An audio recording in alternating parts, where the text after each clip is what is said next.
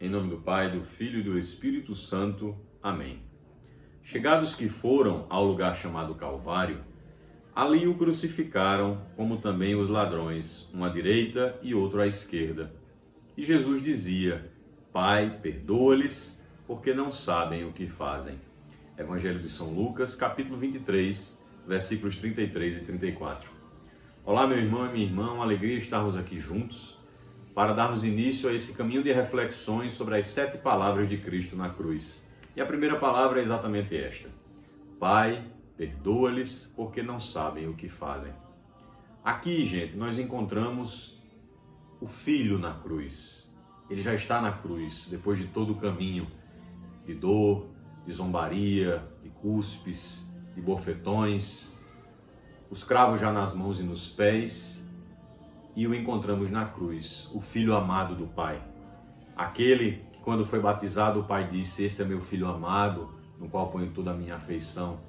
Aquele que, na transfiguração no Monte Tabor, o Pai disse: Este é meu Filho amado, escutai o que ele diz.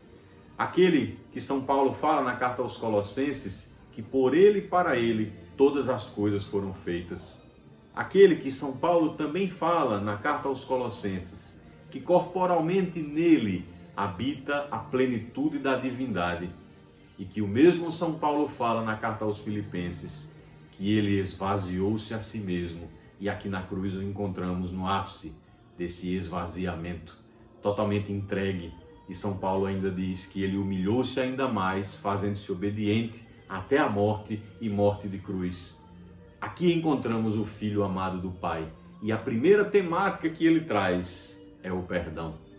Não encontramos Jesus clamando por vingança, reclamando da sua dor. Encontramos Jesus mais preocupado com o nosso perdão do que com sua própria dor. Por quê? Porque o perdão estava exatamente ligado à sua missão, a missão de nos salvar. E o perdão é o remédio contra o pecado que nos tirou da presença, da pertença de Deus. O pecado, ele mata a vida divina no nosso coração. E é exatamente no pecado que nós nos encontramos. Exatamente o pecado que Adão nos deixou, o pecado original, que nos priva dessa unidade perfeita com Deus. E a missão de Jesus, a missão do Filho, palavra eterna do Pai, é exatamente nos livrar dessa morte eterna. E a sua primeira palavra está ligada a isso, ao perdão. Nós podemos fazer uma memória aqui das tantas vezes que Jesus falou sobre o perdão, das tantas vezes que Jesus falou sobre a sua missão de salvar. Lembro aqui quando ele conversava com Nicodemos, e aí essa citação do Evangelho de João, capítulo 3, versículos 16 e 17, onde Jesus disse assim: Com efeito, de tal modo Deus amou o mundo, que lhe deu seu Filho único, para que todo aquele que nele crer não pereça, mas tenha a vida eterna. Pois Deus não enviou o Filho ao mundo para condená-lo, mas para que o mundo seja salvo por ele. É exatamente esta missão que Jesus está levando a termo aqui nesse momento na cruz. E é por nós que ele faz essa prece ao Pai. É por nós que ele clama esse perdão. Claro, também pelas pessoas que estavam ali diretamente ligados àquele momento ali de crucificação. Mas é por nós que ele reza. E nós precisamos acolher essa misericórdia de Deus, que é a primeira coisa que nos comunica essa fala de Jesus. A cruz por inteiro nos comunica isso, mas refletindo sobre essa palavra, nós precisamos acolher essa misericórdia. Sem nenhum mérito nosso, a misericórdia de Deus veio sobre nós e nós precisamos receber. A graça que é derramada precisa ser uma graça acolhida, e essa misericórdia tem que ser acolhida no nosso coração, tomando a consciência de que nós somos perdoados por Deus. A nossa dívida pela desobediência do pecado foi paga pela cruz. E porque nós somos recebedores dessa misericórdia, nós precisamos agora ser doadores dessa misericórdia. E precisamos aprender com Jesus. Veja, o fato de Jesus não estar ali clamando por vingança, não estar ali clamando por punição para os seus algozes. E nós, todas as vezes que pelo pecado ofendemos a Deus e caímos nas tentações do inimigo, nós estamos sendo como um daqueles algozes crucificando Jesus, colocando mais dor naquela cruz, mais peso. E nós recebemos esse perdão, esse clamor que ele fez e precisamos aprender dele. Se somos recebedores, também precisamos ser doadores. Tantas vezes Jesus nos falou sobre isso e ele nos mostra agora mais uma vez na cruz que não é a violência, não é a vingança que conserta o mundo, mas é o perdão. E isso precisa ser uma realidade também vivida por nós. Não basta saber, é preciso pôr em prática. Quero trazer aqui algumas citações do Evangelho de quando Jesus pregava e falava sobre o perdão. Citações conhecidas. Aqui, por exemplo, do Evangelho de Mateus, capítulo 18, versículos 21 e 22, Jesus diz assim: Então Pedro se aproximou dele e disse: Senhor, quantas vezes devo perdoar o meu irmão quando ele pecar contra mim? Até 7 vezes? Respondeu Jesus: Não te digo até 7 vezes, mas até 70 vezes 7.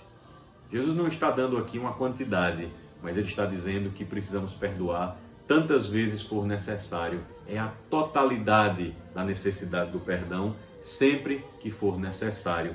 Também uma outra citação aqui do Evangelho de Mateus, capítulo 6, versículos 14 e 15. Porque se perdoardes aos homens as suas ofensas, vosso Pai Celeste também vos perdoará. Mas se não perdoardes aos homens, tampouco vosso Pai vos perdoará.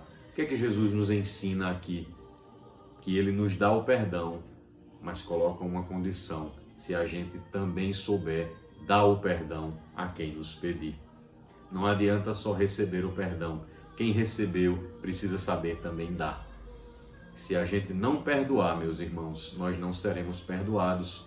E essa prece não recairá sobre nossa vida, porque não estaremos colocando em prática a necessidade de perdoar. Também nos chama a atenção aqui a segunda parte dessa palavra de Jesus, que é o motivo pelo qual ele intercede ao Pai para o nosso perdão. Porque não sabem o que fazem. O que é que Jesus quis dizer com isso? Se a gente for observar o contexto ali onde ele estava inserido, como é que estava aquela multidão? Versículos antes desse que a gente leu aqui, dessas palavras de Jesus, a multidão estava ávida. E diz o evangelista que em uma só voz gritava: a este a morte, solta-nos Barrabás, crucifica-o, crucifica-o. A multidão parecia estar muito certa, com muita certeza do que estava fazendo, mas Jesus está dizendo que eles não sabiam o que estava fazendo. Aqui a gente encontra uma dualidade: a aparente certeza e a constatação da ignorância. O que é que isso nos comunica? O que é que nos faz refletir a partir disso?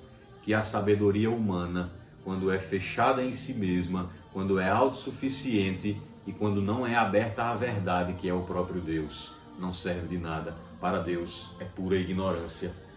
Não adianta o conhecimento, a erudição, não adianta dominar as ciências, se isso não for útil para que nós coloquemos a serviço de Deus, servindo os seus filhos, nossos irmãos. Essa sabedoria servirá apenas para a nossa ruína. Pode ser que a gente adquira glórias humanas, pode ser que as pessoas nos reconheçam, nos aplaudam, elogiem o nosso conhecimento, mas para Deus aquilo de nada vai ter valor, porque foi uma sabedoria que serviu apenas para o meu envaidecimento e fez-me fechar em mim mesmo. Jesus já nos alertava para essa necessidade de que a gente abrisse os olhos para a sabedoria de Deus, reconhecendo a dependência dele. Quero trazer aqui algumas citações que Jesus nos fala sobre isso no tempo em que pregou nos seus 3 anos de vida pública.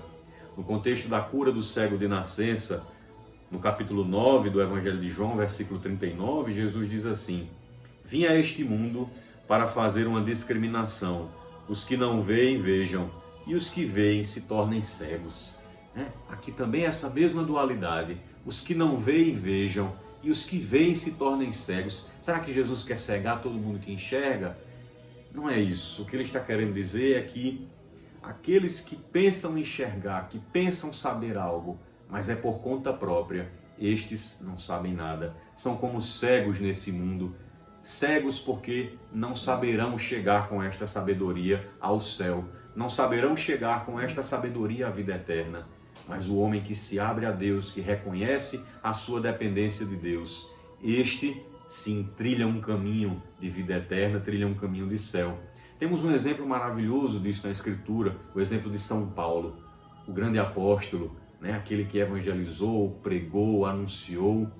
Ele, fariseu, estudou na escola de Gamaliel, falava vários idiomas, mas aqui, na primeira carta a Timóteo, capítulo 1, versículo 13, ele diz assim: a mim que outrora era blasfemo, perseguidor e injuriador, mas alcancei misericórdia, porque ainda não tinha recebido a fé e o fazia por ignorância. Veja, São Paulo, homem culto, erudito, está aqui reconhecendo que o que fez, motivado por esta sabedoria que tinha, foi na verdade ignorância. Como ele chegou a essa constatação?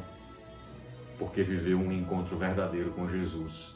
E aqui, reconhecendo e submetendo esse seu saber humano ao saber divino que nos ultrapassa. Quando a gente vive isso, a ignorância passa a ser uma porta de abertura para a conversão. E aí sim se encaixa isso que Jesus está dizendo na cruz: perdoa-lhes porque não sabem o que fazem. Não como uma desculpa, mas sim como uma constatação de que no meu limite humano, na minha fraqueza, eu preciso me fortalecer em Deus. Este mesmo São Paulo escreveu aos Coríntios, na primeira carta, capítulo 1, versículo 25, dizendo assim: pois a loucura de Deus é mais sábia do que os homens, e a fraqueza de Deus é mais forte do que os homens. Temos aqui duas coisas, então, nessa primeira palavra de Jesus: o perdão e a constatação de que a nossa sabedoria humana precisa estar submetida a Deus e a gente reconheça a nossa ignorância, fazendo assim dela uma porta, um caminho de conversão.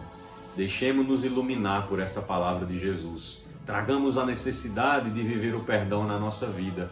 Tragamos a necessidade de submeter e colocar a serviço de Deus o conhecimento e a capacidade de saber e de agir nesse mundo a partir daquilo que aprendemos, mas sempre colocando debaixo do senhorio de Cristo. E recebamos essa palavra, essa intercessão de Jesus por nós. Pai, perdoa-lhes porque não sabem o que fazem.